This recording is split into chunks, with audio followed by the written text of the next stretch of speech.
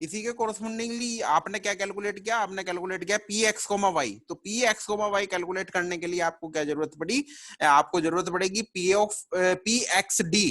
तो जो P x है, प्रोबेबिलिटी एक्स से सोर्स की जो है वो डायगोनल में आप कैलकुलेट करोगे। तो यहाँ पर आपके पास में जो आया वो क्या था, alpha one minus alpha. Alpha one minus alpha कहाँ से आया, आपको क्वेश्चन में दिया हुआ है। क्वेश्चन में क्या दिया हुआ है, यहाँ पर P X one is equal to alpha है। तो पी एक्स वन अल्फा, तो P X two is equal to one minus alpha होगा। तो अल्फा वन माइनस अल्फा आ गया, दोनों जीरो हो गए।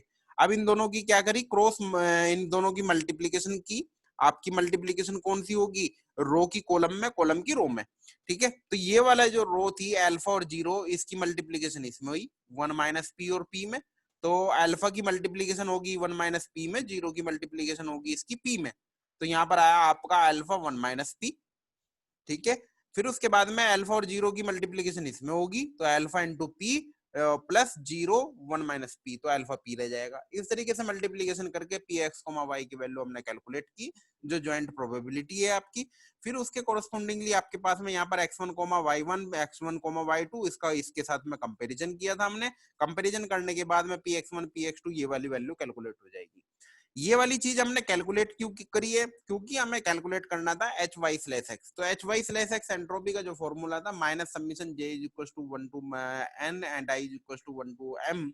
यहाँ पर आपकी joint probability P X I comma Y J into amount of information में log base two one upon में आना था, लेकिन माइनस साइन लगा हुआ है, तो पी वाई जे स्लैश एक्स आई आपके पास में आ गया। अब इस वाले फॉर्मूले में आप क्या करोगे, ऊपर से इनकी वैल्यू को पुट करोगे। तो जब इसका एक्सपेंशन करोगे, तो एक्सपेंशन क्या करोगे, एन, स्मॉल एन और स्मॉल एम की वैल्यू है टू। एम क्या है, इनपुट है, दो इनपुट है। एन क्या है, आपका आउटपुट है, दो आउटपुट है। तो दो इनपुट दो आउटपुट, तो X one Y one, X one Y two, X two Y one और एक्स टू वाई टू, आपके चार पॉसिबल कॉम्बिनेशन यहाँ पर बने। तो चार टर्मिनोलॉजी आपने यहाँ पर लिख दी। ठीक है, अब आपका जो P Y one X one, ये वाली जो टर्मिनोलॉजी है, ये वाली टर्मिनोलॉजी, ये वाली कहां से आएंगी, ये वाली यहां से आएंगी, इस वाली मैट्रिक्स से। ये पी वाई बाई एक्स था, तो Y one X one one minus P यहाँ पर रखोगे। Y two X one, Y two X one क्या होगा, आपका पी होगा। यहाँ से आप इसकी वैल्यू पुट करते चले जाओगे। तो इसकी हेल्प से जब इसको फिर क्या करोगे, सिमिलरली इसको क्या करोगे, इस एक्सपेंशन को अल्फा के अंदर मल्टीप्लीकेशन करोगे। ठीक है, यहाँ पर वन माइनस अल्फा है, इसकी अलग अलग पार्ट कर लोगे, इन दोनों की मल्टीप्लीकेशन करोगे, तो यहाँ पर कुछ कैंसिल आउट हो जाएगा। तो आपके पास में minus P log base two P minus one minus P log one minus P base two पर आपके पास में बच गया। ये एच वाई स्लैश एक्स आ गया। Amount of information H Y minus H Y slash X, इसमें आप क्या करोगे, इस वाले एच वाई एक्स की वैल्यू को रख दोगे, माइनस साइन है यहाँ पर, तो माइनस माइनस प्लस हो जाएगा, तो ये दोनों टर्मिनोलॉजी प्लस में आएंगी। तो यही चीज आपको क्या करनी थी, प्रूफ करनी थी। ठीक है, सेकंड पार्ट था आपका, उसमें कैलकुलेट करना था आपको क्या, उसमें अमाउंट ऑफ इंफॉर्मेशन कैलकुलेट करनी थी। कब कैलकुलेट करनी थी, जब पी उसकी अल्फा की वैल्यू दी हुई है। तो अल्फा की वैल्यू दे दी, तो अल्फा की वैल्यू यहाँ पर पुट कर दी, P X into P Y by X. तो पी वाई एक्स ये वाला आपने डायरेक्टली कहां से रखा, जो आपकी ऊपर इक्वेशन थी, जो आपने डायग्राम से चैनल मैट्रिक्स को ड्रॉ किया था, उस चैनल मैट्रिक्स में पी की जगह पर आपने क्या करा, 0.1 वैल्यू पुट कर दी। पी की जगह 0.1, तो 1 माइनस पी 0.9 हो गया। यहाँ पर भी ये पी होगा 0.1 और ये 0.9 हो गया। ठीक है, इनकी मल्टीप्लीकेशन की, आपके पास में आया 0.5 0.5। तो यहाँ पर क्या हुआ कि P Y one P Y two दोनों की दोनों आपके क्या है, 0.5 है। ये कैलकुलेट क्यों कर रहे हैं हम, ये कैलकुलेट कर रहे हैं हम एच वाई की वैल्यू कैलकुलेट करने के लिए। तो H Y is equal to क्या होगा आपका, minus P Y J into log base two P Y J. इसको जब एक्सपेंशन को खोलोगे, एन इज इक्वल टू कितना है, 2 है, तो दो बार पी वाई वन आएगा आपका, दूसरा आपका क्या आएगा, पी वाई टू वाली टर्मिनोलॉजी जाएगी, log base two P Y one और log base two P Y two multiplication रहेंगे इसके। ठीक है, तो P Y one P Y two 0.5 आपको पता है, 0.5 आपने यहाँ पर रखा, 0.5 आपने यहाँ पर रखा, इसकी वैल्यू रखी, तो आपके पास में आ गया 1। इसी तरीके से similarly P log P plus one minus P log base two one minus P, ये वाली जो टर्मिनोलॉजी थी यहाँ पर, ये देखो, इस वाली टर्मिनोलॉजी में p की वैल्यू आपने 0.1 रखी और उसकी वैल्यू को कैलकुलेट कर लिया, और इसी वाले फॉर्मूले में hy की वैल्यू 1 पुट कर दी, और इसकी वैल्यू आपने पुट कर दी क्या, जो आपकी पाई आई थी माइनस 0.469। तो 1 माइनस 0.469 आपने इसमें पुट कर दिया, तो आपके पास में 0.531 आपका आंसर आ गया। सिमिलर केस क्या करा, अल्फा की वैल्यू 0.5 और पी की वैल्यू 0.5 ले ली इसने, तो वही सेम प्रोसीजर किया, यहाँ से py1 py2 की वैल्यू कैलकुलेट कर ली, py1 py2 आपका 0.5 0.5 आ गया, तो hy इज इक्वल टू इस तरीके से फॉर्मूले में रखोगे 0.5 0.5 तो 1 था, ऊपर कैलकुलेट कर लिया तो डायरेक्टली हमने यहाँ पर क्या करा, यहाँ पर रख दिया 1 आ गया आपके पास में। सिमिलरली p log p यहाँ पर 0.5 वैल्यू पुट करी तो ये आपका -1 आ गया, तो 1 - 1 इज इक्वल टू 0 हो गया। ये क्वेश्चन था, सिंपल था। नेक्स्ट आगे बढ़ते हैं, हम चैनल कैपेसिटी पे चलते हैं। चैनल कैपेसिटी पे एक छोटा सा न्यूमेरिकल जो है आपका, जो अगले वाला मतलब इसकी जो फॉर्मूला आएगा, इनमें से किसी एक फॉर्मूले पे जो है पूछ लिया जाता है, ठीक है, कि चैनल कैपेसिटी क्या है, तो एक लाइन में उसको डिफाइन करके और आप उसका डेरिवेशन तो नहीं आता, जनरली यही रहता है कि आपका न्यूमेरिकल टाइप क्वेश्चन यहाँ पर बनता है। तो चैनल कैपेसिटी क्या है, तो चैनल कैपेसिटी को यहाँ पर सिंबल और पर सेकंड दो है। चैनल कैपेसिटी पर सिंबल जो है उसको डिनोट किया है CS से, S का मतलब यहाँ पर सिंबल हो गया, जो पर सेकंड है उसमें मतलब जो है खाली C से उसको डिनोट किया, ठीक है। तो channel capacity per symbol of A discrete memory channel DMC के लिए CS को डिफाइन किया है कि maximum value of mutual information, IXY की जो बिट पर सिंबल जो है आपकी इसकी यूनिट हो गई, और IXY की जो मैक्सिमम वैल्यू PXI पर, तो वो वैल्यू आपकी CS हो गई, ठीक है। जो मैक्सिमाइजेशन कर रहे हैं वो किस पे कर रहे हैं, PXI किसका होगा, मतलब XI, मतलब जो इनपुट सोर्स है, इनपुट सोर्स आपका कैपिटल X हम लेके चल रहे हैं, ठीक है। चैनल कैपेसिटी किसका फंक्शन है, of the channel transition probability which define the channel. अब पर सेकंड में क्या कर रहा है कि अगर R symbol are being transmitted per second, अगर क्या कर रहा है R सिंबल्स जो है आप ट्रांसमिट कर रहे हो पर सेकंड के, तो the maximum rate of transmission of information per second is R into CS। तो उसमें क्या करा, जो आपकी चैनल कैपेसिटी पर सिंबल थी उसमें स्मॉल r का मल्टीप्लीकेशन कर दिया। R क्या है आपका, वो सिंबल्स हैं, R सिंबल्स हैं जो पर सेकंड आप ट्रांसमिट कर रहे हो। तो कैपेसिटीज ऑफ स्पेशल चैनल, ये आपका डिस्क्रीट मेमोरीलेस चैनल की बात हो रही थी DMC की। वो कुछ स्पेशल चैनल जो आपके कौन कौन से चैनल होते हैं, लॉसलेस चैनल होता है। तो लॉसलेस चैनल के लिए कह रहा है H(x)/y इज इक्वल टू 0 होता है। प्रीवियस लेक्चर में हमने न्यूमेरिकल में देखा था कि H(x)/y लॉसलेस चैनल के लिए 0 हुआ। जब ये 0 हुआ तो IXY is equal to HX माइनस H(x)/y, ये फॉर्मूला होता है। तो 0 वैल्यू पुट कर दी तो खाली क्या रहेगा, HX बचा यहाँ पर। तो यहाँ पर क्या कह रहा है, 10 the mutual information is equal to the input entropy, किसके इक्वल बता रहा है ये, input source entropy, HX input source entropy है, and no source information is lost in the transmission, कोई अमाउंट ऑफ इंफॉर्मेशन किसी भी टाइप की यहाँ पर लॉस नहीं हो रही है। फिर कह रहा है कॉन्सेप्टली the channel capacity per symbol will B, तो क्या होगी इसकी मैक्सिमम वैल्यू, फॉर्मूला क्या था, CS is equal to maximum value of IXY की वैल्यू HX है, HX को यहाँ पर रखा, तो मैक्सिमम वैल्यू ऑफ HX हमने एक डेरिवेशन में निकाली थी जिसमें आपके पास में आया था log m/2। यहाँ पर m क्यों आया, m क्या है आपका, नंबर ऑफ सिंबल्स हैं किसमें, X में, जो आपका सोर्स है X इनपुट सोर्स है उसमें आपके number of symbols small m है। तो मैक्सिमम वैल्यू जो होगी HX की वो कितनी होगी, log m होगी। मिनिमम वैल्यू कितनी होती है, 0 होती है। ठीक है भाई, आगे डिटर्मिनिस्टिक चैनल की बात करते हैं। डिटर्मिनिस्टिक चैनल में क्या होता है, इसका उल्टा होगा, HY/X इज इक्वल टू 0 होता है।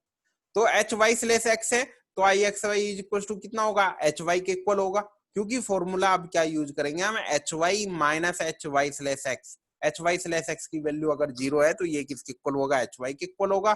अगर ये HY के इक्वल होगा, HY मतलब आउटपुट एंट्रोपी, तो आउटपुट एंट्रोपी की जो मैक्सिमम वैल्यू होगी वो log n होगी। क्यों होगी, n क्यों लिया यहाँ पर, n क्या है आपके नंबर ऑफ सिंबल्स हैं Y में, ठीक है। ऊपर m था क्योंकि वहां पर सिंबल x की बात हो रही थी, इनपुट साइड में m सिंबल है, आउटपुट साइड में हम n कंसीडर लेके चल रहे हैं, तो वो एज इट इज चला हुआ आ रहा है। नॉइजलेस चैनल में क्या होगा, नॉइजलेस चैनल में दो बोस मतलब जो है लॉसलेस और डिटरमिनिस्टिक होता है, मतलब IXY is equal to HX और HY के इक्वल होगा। अगर HX होगा तो log m होगा, HY होगा तो log n होगा। ये सिंपल सा फंडा हमने अभी कैलकुलेट किया है।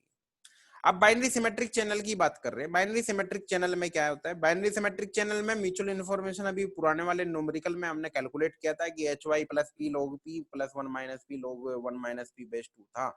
तो यहाँ पर channel capacity per symbol will be equal to HY की वैल्यू आपकी कितनी, इसने 1 कंसीडर करी, तो CS इज इक्वल टू आपके पास में ये हो गया, ठीक है, तो एच वाई की मैक्सिमम वैल्यू एंट्रोपी की जो थी वो मतलब log m बेस 2 थी, तो इसने मैक्सिमम वैल्यू आपने इसने कंसिडर कर ली कि मैक्सिमम टू मैक्सिमम वैल्यू कितनी होगी, मेरी 1 होगी, तो 1 plus p log p plus 1 minus p log 1 minus p base 2 हो गया।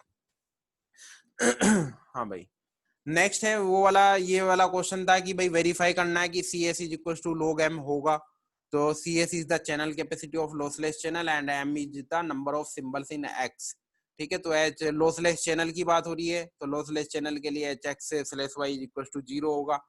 ठीक है ना, यहाँ पर लॉसलेस चैनल की बात कर रहे हैं। तो I X Y equal to H X minus H X slash Y equal to आपका क्या हो जाएगा, एच एक्स माइनस 0, तो एच एक्स बचा। तो वही जो मैंने ऊपर एक्सप्लेन किया था वही सारी चीजें यहाँ पर आ रही है, रिपीट हो रही है। तो C S is equal to maximum value of I X Y, तो maximum value of X I H X, और ये कितना हो जाएगा, log m बेस 2 हो गया आपका सी एस। ठीक है, अब क्वेश्चन आता है यहाँ पर वेरीफाई द फॉलोइंग एक्सप्रेशन। आपको जो है एक्सप्रेशन जो है C S is equal to 1 plus P log p plus 1 minus P log base 2 1 minus P, इसको प्रूफ करना है। तो इसको प्रूफ करने के लिए ये कह रहा है कि आपका I X Y is equal to H Y plus ये वाला आपने निकाला था अभी बाइनरी सिमेट्रिक चैनल के लिए ऊपर न्यूमेरिकल में।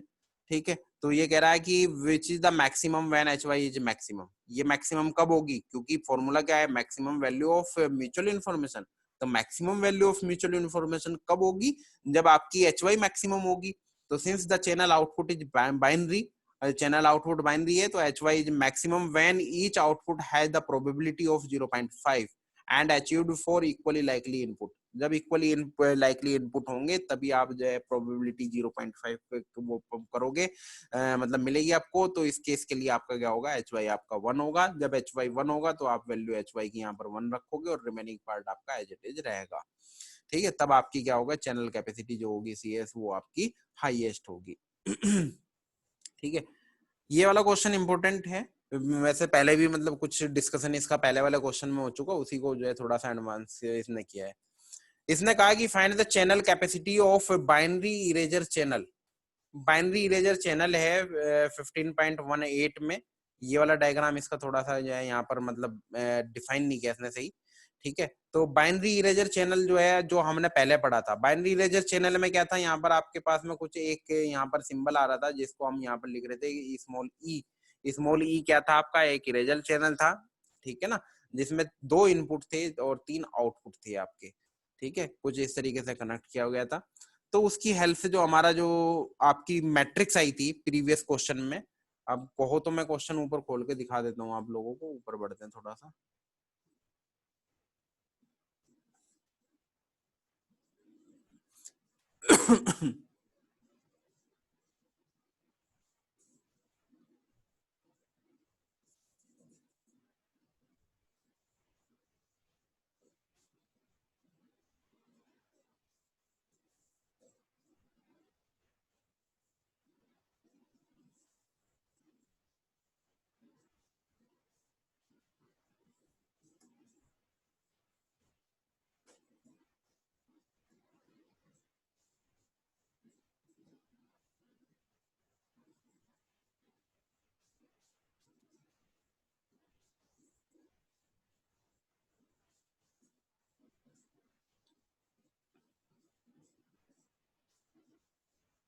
ये वाला क्वेश्चन था बेटा, जो बाइनरी इरेजेबल चैनल वाला था, ये वाला क्वेश्चन था जिसमें एक channel matrix 1 minus P P 0 और ये वाला आपको दिया हुआ था।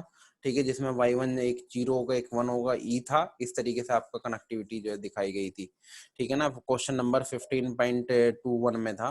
तो वो वाला जो है सेम एज इट इज यहाँ पर जो है उसने ये वाली मैट्रिक्स के मतलब आप वहां पर बना दोगे।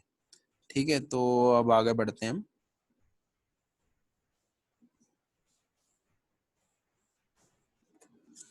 हाँ बेटा। तो आपके पास में जो चैनल मैट्रिक्स होगी वो कितनी होगी, 1 माइनस पी पी 0 और 0 पी 1 माइनस पी, जो इरेजेबल वाली होगी, इरेजेबल बाइनरी वाला जो इसने चैनल लिया है। ठीक है, तो y1 x1 ये तो क्या होता है, रो में आपका क्या रहेगा, x1 कॉमन रहेगा, इसमें जो है आपका x2 कॉमन रहेगा। अगर कॉलम में देखोगे तो y1 कॉमन है, इसमें y2 कॉमन होता है और इसमें y3 कॉमन होता है। तो 3 आउटपुट हो गए कॉलम के हिसाब से, रो के हिसाब से आपकी क्या होगी, 2 आपकी रो हो गई। ठीक है, तो अब आपको क्या करना है, ये क्या कहते हैं, पी वाई, आपको पी वाई 1 पी वाई 2 अगर कैलकुलेट करना है तो आप क्या करोगे, अल्फा 1 माइनस अल्फा, ये क्या है, पी एक्स की वैल्यू है। कोई कुछ कह रहा है क्या? हाँ बेटा वॉल्यूम नहीं आ रहा है सर। अब आ रही है बेटा वॉल्यूम मेरी? मैं बोल नहीं रहा था शायद इस वजह से नहीं आ रही थी बेटा। अब आ रही है ना सबको? रिप्लाई करो बेटा जल्दी से। ओके ठीक है ना। तो यहाँ पर क्या करा इसने, क्या करा फिर इसकी मल्टीप्लीकेशन की, रो की कॉलम में मल्टीप्लीकेशन करके इसने कुछ इस तरीके से निकाल दिया। तो ये वाली जो वैल्यूज है py1 py2 py3 की वैल्यू है, एक वैल्यू ये आ गई आपकी अल्फा 1 माइनस p इंटू ये आ गई। इस तरीके से आपने वैल्यूज को कैलकुलेट कर लिया। ठीक है। अब आपको ज्वाइंट प्रोबेबिलिटी अगर आप निकालोगे तो पी एक्स कोमा वाई से निकालोगे, तो ये पी एक्स डी जिसमें अल्फा 1 माइनस अल्फा लेके चलते दोनों जीरो रहेंगे आपकी। अल्फा 1 माइनस अल्फा क्यों लिया? पी एक्स वन अल्फा है, P X two 1 minus alpha है। तो ये आपकी क्या आ गई? चैनल मैट्रिक्स आ गई, जो इरेजेबल चैनल मैट्रिक्स थी पी वाई स्लैश एक्स की वैल्यू है ये। इन दोनों की क्रॉस मल्टीप्लीकेशन की, क्रॉस मल्टीप्लीकेशन करने के बाद में आपका कंपैरिजन कुछ इस तरीके से P X one comma Y one P X one comma Y two. तो अगर आप देखोगे इस रो में एक्स वन कॉमन रहता है, इस वाले रो में आपका x2 कॉमन रहेगा। अगर आप कॉलम की बात करोगे तो y1 आउटपुट वाला जो होगा y1 y2 एंड y3 तीनों आपके कॉमन रहेंगे। ठीक है। तो यहाँ पर फॉर्मूला लगाया H Y is equal to वाला फॉर्मूला लगाया, जो P Y J into log P Y J था। जे की वैल्यू आपकी कितनी है? जे क्या है आपका? आउटपुट है, आउटपुट आपका 3 है। ठीक है। तो P Y one into log P Y one, इस तरीके से आप वैल्यू कैलकुलेट करोगे। तो पी वाई वन की value alpha 1 minus P I, कहाँ से आई? ये यहाँ से आई, P Y one P Y two P Y three. ठीक है ना। इनका कंपेरिजन कर दिया, उसकी हेल्प से आपने क्या करा? एच वाई की वैल्यू को कैलकुलेट किया। एच वाई की वैल्यू कुछ इस प्रकार से इसने कैलकुलेट कर दी यहाँ पर। उसके बाद में एच वाई स्लैश एक्स की वैल्यू कैलकुलेट करने के लिए, तो जे तो क्या होगा आपका? आउटपुट 3 होगा, इनपुट आपका 2 होगा इसमें, और पी ज्वाइंट प्रोबेबिलिटी आएगी, और यहाँ पर आपकी ट्रांजिशन प्रोबेबिलिटी आएगी। तो जो पॉसिबल कॉम्बिनेशंस बनेंगे वो पॉसिबल कॉम्बिनेशंस आप यहाँ पर बनाओगे, उसकी हेल्प से आप यहाँ पर इसकी वैल्यू पुट करते चले जाओगे। तो आपके पास में कितने टर्मिनोलॉजी आएंगी? एक टर्मिनोलॉजी तो ये आएगी।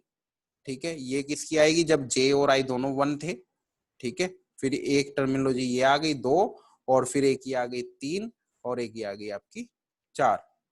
ठीक है। इस तरीके से आपने जो है एच वाई स्लैश एक्स की वैल्यू को कैलकुलेट किया। एच वाई स्लैश एक्स की वैल्यू को जब आप कैलकुलेट कर लोगे, देन आपके पास में I X Y is equal to H Y minus H Y slash X. तो एच वाई की वैल्यू आपके पास में इस वाली इक्वेशन में आई थी ये, और इसमें आई थी आपकी एच वाई स्लैश एक्स की वैल्यू। ये दोनों की वैल्यू को आप यहाँ पर पुट करोगे, और पुट करने के बाद में आपके पास में 1 minus P into H x कुछ आया। ठीक है। सिंप्लीफाई करोगे तब पता चलेंगी ये चीजें।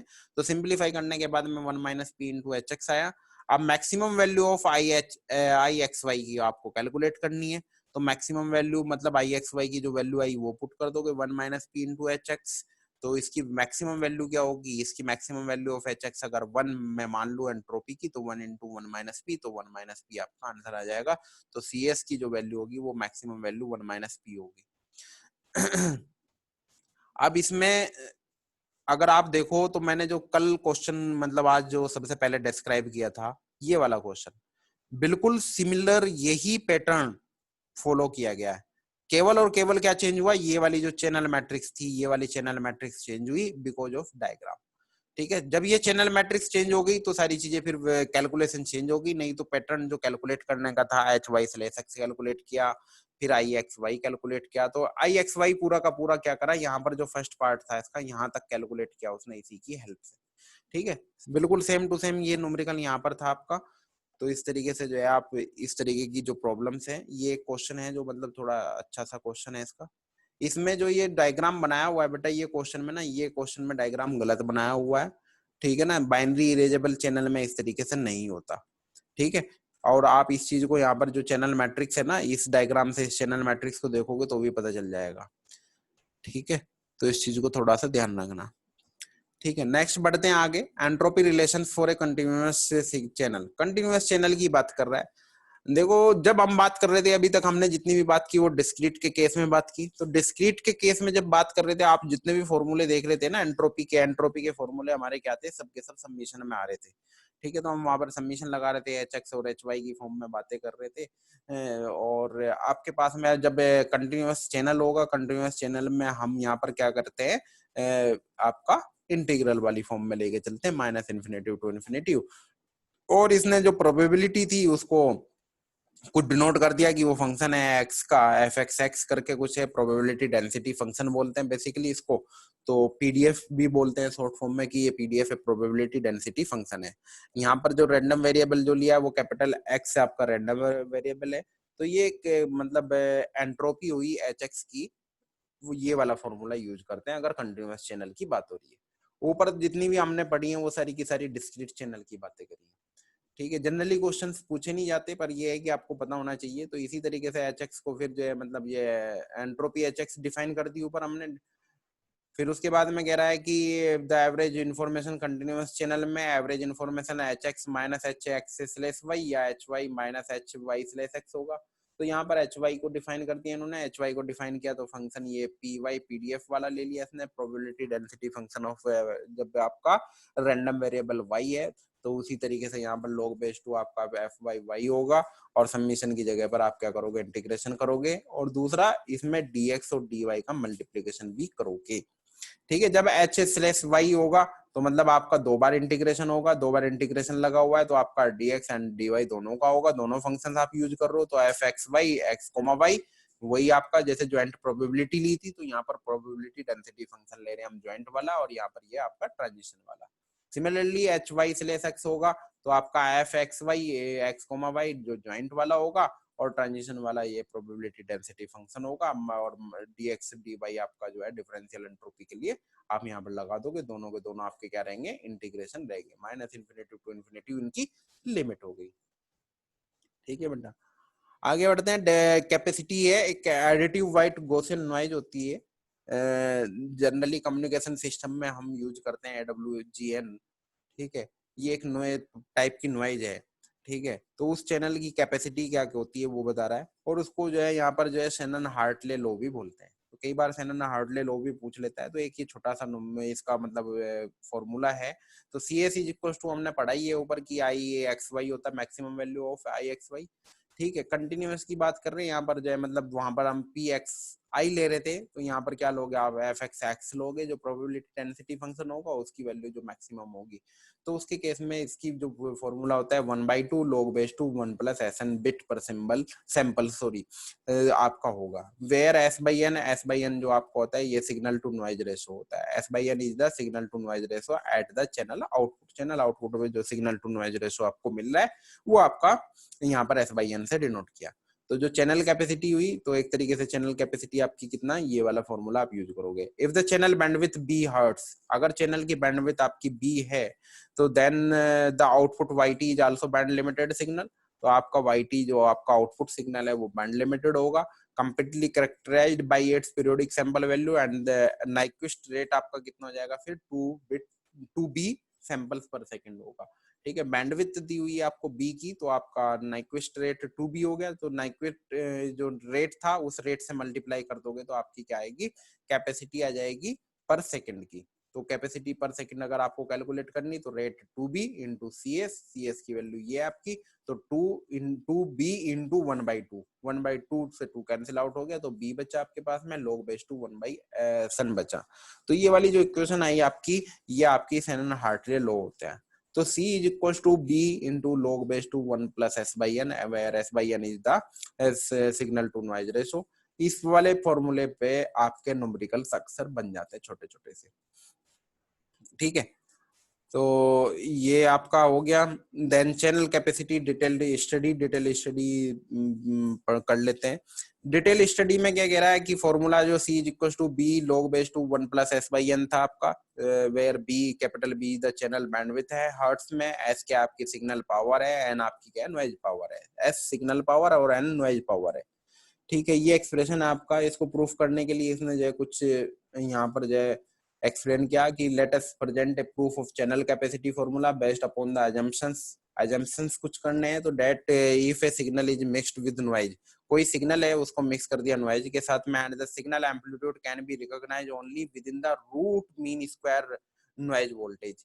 तो जो आपका जो सिग्नल का एम्पलीट्यूड है उसको जो कैलकुलेट करते हैं हम रूट मीन स्क्वायर वोल्टेज में कैलकुलेट करते हैं।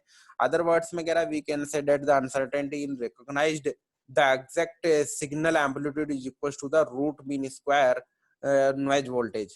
Again let us assume that the average signal power, अगर इसने मतलब एज्यूम कर लिया सिग्नल पावर आपकी s वाट है और आपकी जो नॉइज पावर है वो n वाट है रेस्पेक्टिवली, तो this means the root mean square value of the received signal, तो आपकी क्या होगी s बाई एन और उसका under root, root mean square value आपके अंडर रूट में होगी s प्लस एन वोल्ट होगी, and the root mean square value of noise voltage अगर इंडिविजुअल देखोगे तो अंडर रूट एन होगी, और we have to distinguish the received signal of amplitude under root s plus n volt in the presence of the noise amplitude under root n volt. As a matter of fact, the input signal variation of less than under root n volt will not be distinguished at the receiver end.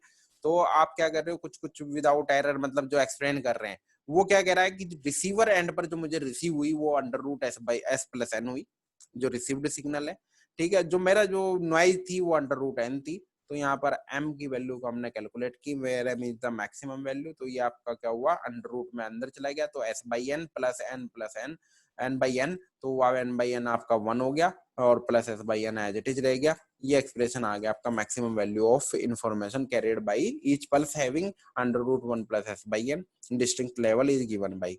तो आपका amount of information क्या होता है, log base 2 आपका, यहाँ पर इसने जो है ये under root 1 plus s by N यहाँ पर वैल्यू को पुट किया, तो ये वाली अंडर रूट वाली जो वैल्यू थी इसने क्या करा, पावर में 1/2 लिखा, यहाँ पर जो पावर 1/2 थी आपकी वो 1/2 पावर क्या हुआ लोग की था, तो लोग में ये पावर आपकी पहले आ गई, तो 1/2 log base 2 1 plus S by N आ गया, ठीक है।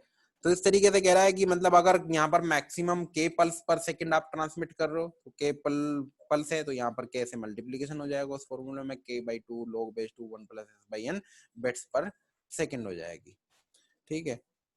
तो इसी तरीके से फिर वो वाला आ गया कि बैंडविड्थ अगर बी हर्ट्ज है इसकी, तो मैक्सिमम कितनी हम जो है 2b पल्स पर सेकंड आप ट्रांसमिट कर सकते हो, तो 2b कर सकते हो, तो 2b से इसमें मल्टीप्लीकेशन हो जाएगा, 2 से 2 कैंसिल आउट हो जाएगा, तो आपका formula c is equal to b log base 2 1 plus s by n आपका बचेगा, ठीक है। अगर नॉइजलेस चैनल है, नॉइजलेस चैनल में इसने कहा कि n इज इक्वल टू 0, तो channel capacity will be infinite.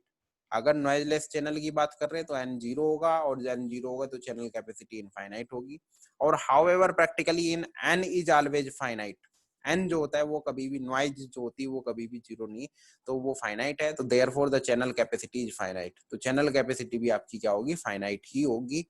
Practically ये होता है, थ्योरेटिकली हम यहाँ पर कहते हैं कि n 0 होगा तो ये इनफाइनाइट हो जाएगा, ठीक है। जो आपका 15.54 वाला जो आया था, जो सी की वैल्यू आपने निकाली थी बी वाला, वो शेनन हार्टले लॉ है, और central theorem of information theory भी बोलते हैं, और इसकी शेनन हार्टले लॉ से it is obvious that the bandwidth and the signal power can be exchange from for one another, bandwidth को और सिग्नल पावर को हम एक्सचेंज भी कर सकते हैं, ठीक है। तो अगर आपको रेट पता है और आप ये क्या कह रहा, to transmit the information at a given rate we may reduce the signal power transmitted provided that the bandwidth is increased कोरस्पोंडिंगली।